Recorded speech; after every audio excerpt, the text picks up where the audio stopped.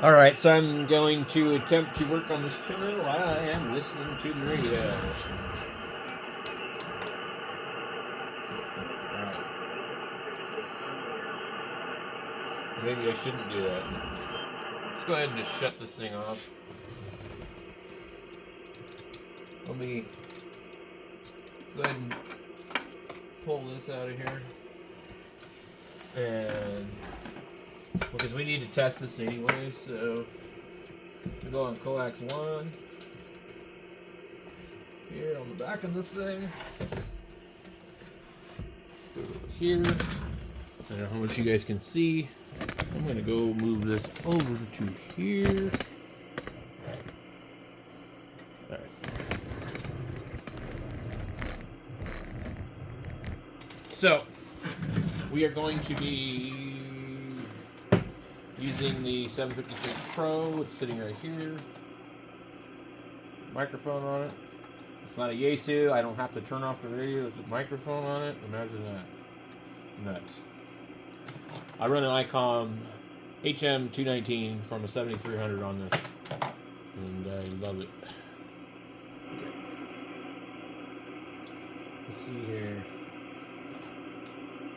We are balance line. Coax 1.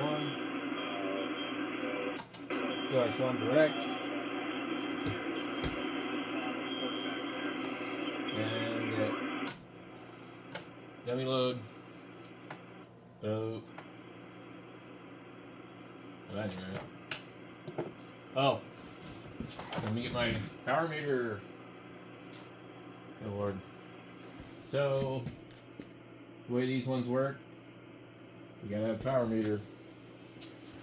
If you don't have power to the power meter, it doesn't do anything because it is an actual real peak reading meter. Let's see.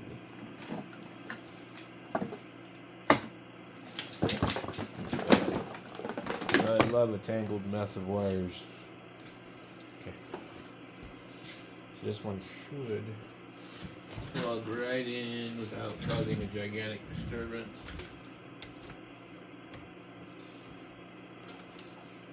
Like, I wish they had standardized the direction of plugs so they could fit. Okay.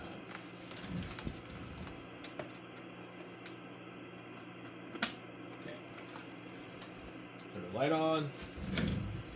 Okay. Hello. Hello.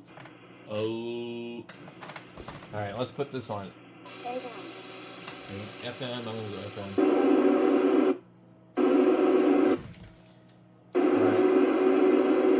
Don't know what that mark is there on that. According to this thing, it thinks it's 150.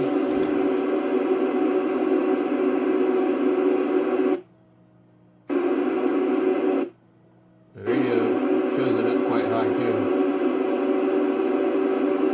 Okay.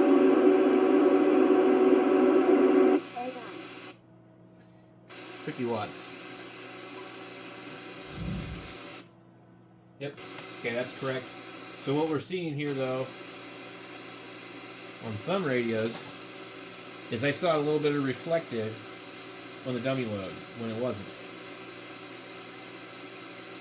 Yeah, I don't see any reason why any of that would have changed from anything I did here. But now that it's just kind of doing its thing, so let's put the bottom tuner in bypass. We go up to coax 1. Turn this amplifier off. I don't need it on right now.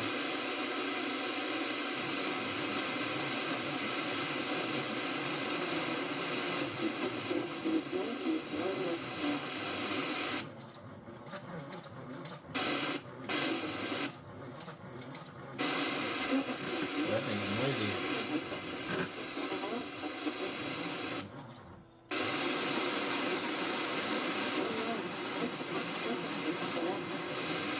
Just give me one of these damn things where I'm gonna have to use a nano DNA.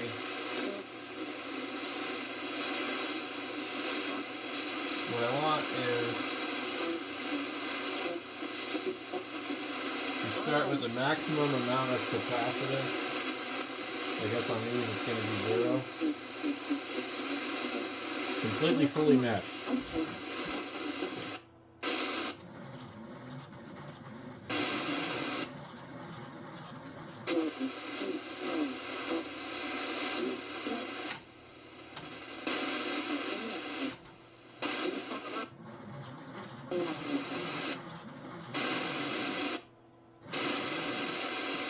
It's not even tuning.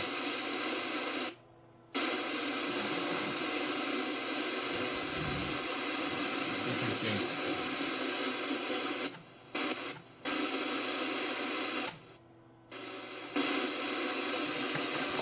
It doesn't appear to want to tune anything. It doesn't even do anything. It's like it doesn't even work. We'll put it back on.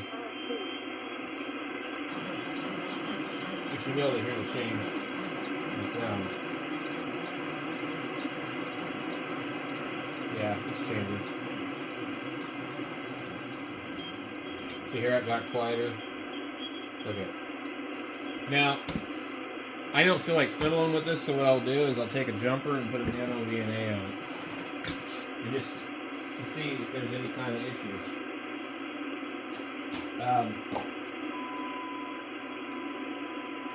We gotta figure out what I did with my adapter.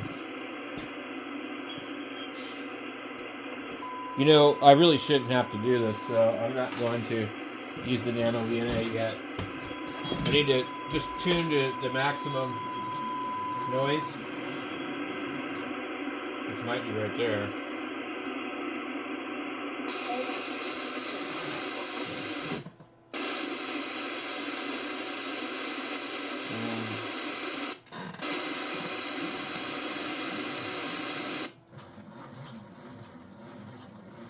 I do see it changing a little.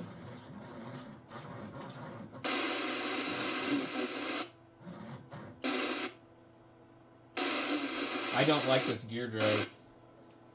This is stupid.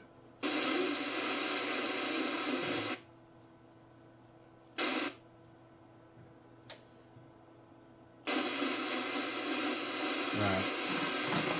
You know,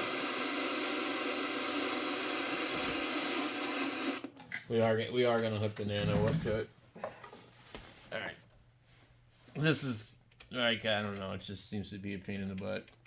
I can't figure out where this thing's resonating at, so forget it. We'll just use the nano VNA. I don't want to be sitting here doing this all night. Okay, so the cable to the SDR play, it would be in here. Where did it go? My goodness. Alright. We'll be taking an adapter to an SMA. I wish they could have put just regular connectors on these damn things. Alright, you can buy the bigger ones. I just hate SMA connectors. They're just like kind of annoying. Alright. Let's see what we got here.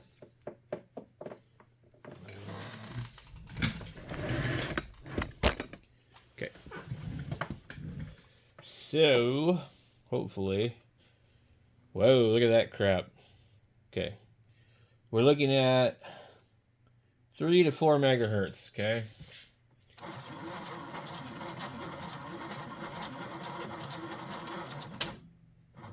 Jesus, what did it just do?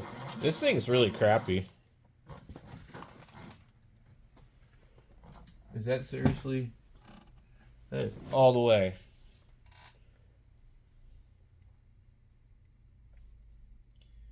Alright. According to this, it's at like 1.7, and that capacitor now is fully meshed.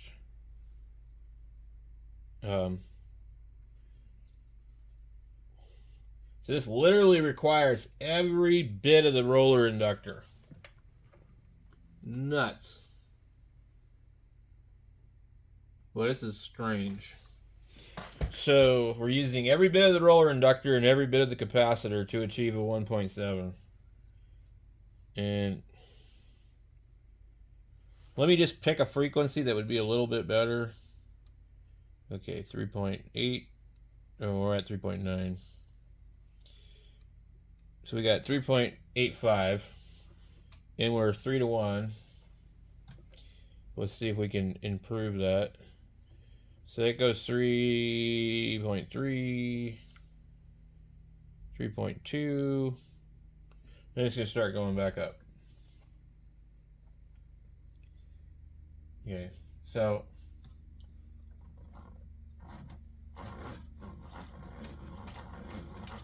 according to this thing doesn't have enough capacitance or anything to match this antenna. It's already out of range. It will not tune it. What did they do differently in this thing that they didn't do in the other tuners? That's my question. So literally, this thing will not tune my loop antenna. Am I missing something here, maybe? Let's try to put the capacitors halfway and just kind of see what happens. And then we'll change the inductor. Okay. Look at it. There's another dip right here. See that? Here it comes. Here it comes. All right. There's multiple dips. This is really crazy. Okay. So yeah, but then it starts going back up. Okay. So let's get this dip over to here. We need to do some more changes. Okay. I'm going to bring that back down. And this is a wacky tuner. Okay.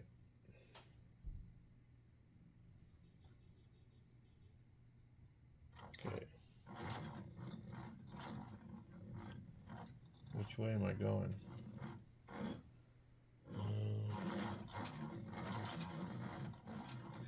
3.5. No, I'm going the wrong way. So I want that dip to move where the 1 is. Unfortunately, that dip has now just disappeared. I don't even see it anymore. It's right there. Okay. Boy, I don't know.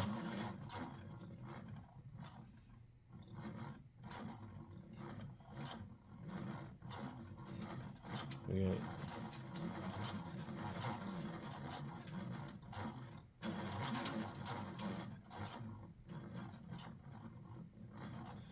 3.5, 3.4. We're at the end. No, we're not. This thing is so crappy.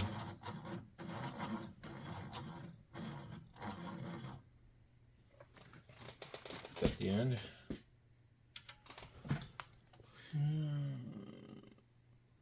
It is now. Man, what a piece of junk. Okay, so we could get 3.4. So this thing will keep rotating too. You completely go full circle. Let's just look and see if it does anything interesting. So sometimes you would put the first one halfway and then adjust the second one. But as you can see, this is making it worse.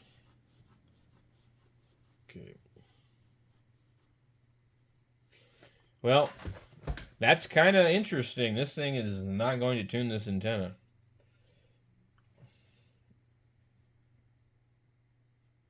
I mean, it'll get it to 3 to 1. And then let's put this back up here. Okay. So we can see the other dip. Once the other dip starts to come in, we're going down. Less inductance. I think the issue might be there just is not enough inductance here. Okay, so we're starting to lift up here. Let's see what this dip is happening at. It's at 3.28 megahertz. And I know this antenna is almost going to be kind of flat at 3.5, 3.6. So let's try that. 3.4. 3.520. Okay, and if we move that, it goes that way. If we move that, it starts to approach. Okay. 5-1. And I can't get it to go any better. All right.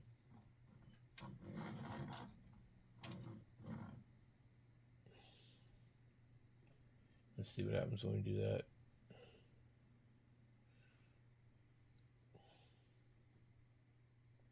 We got it at 2.2.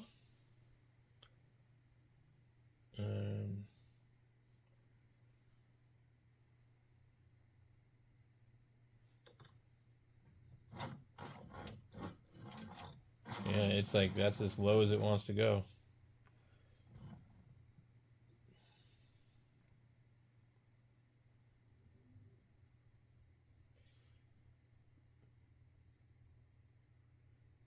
Okay. 1.5. Well, 1.5. Is it dropping? 1.53. 1.54. Okay. 1.4. 1.3. 1.2. 1.1. 1.12. I had a 1.0 something.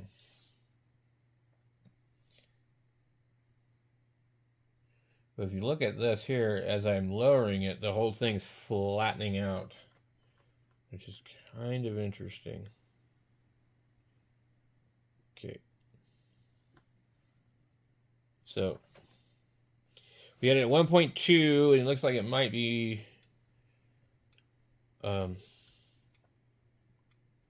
pretty flat up across the band. We're at 3.8485. It's at 1.4. Let's see if it'll go any lower. Yeah. 1.2. 1.0. So this thing is really touchy, so it's like you'd have to sit here and do this with this thing. This is not an easy tuner to operate for some particular reason. I never had any kind of trouble like this with any of the other MFJs, but this is set up a little bit differently. So I literally would have to sit and write all this crap down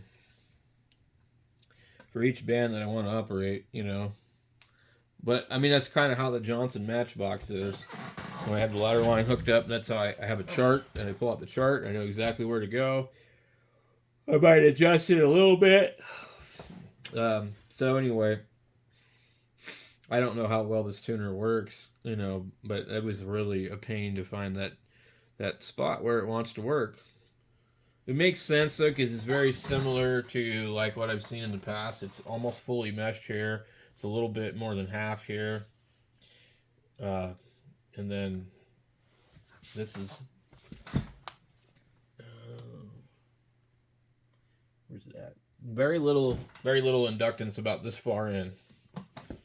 I'm not 100% sure which end is what of the deal. So actually, I think it's the other way around. I'm looking at this, so it probably goes from here to there. And then if you use the whole thing, you'd be up here. So I'm using almost all of it, probably.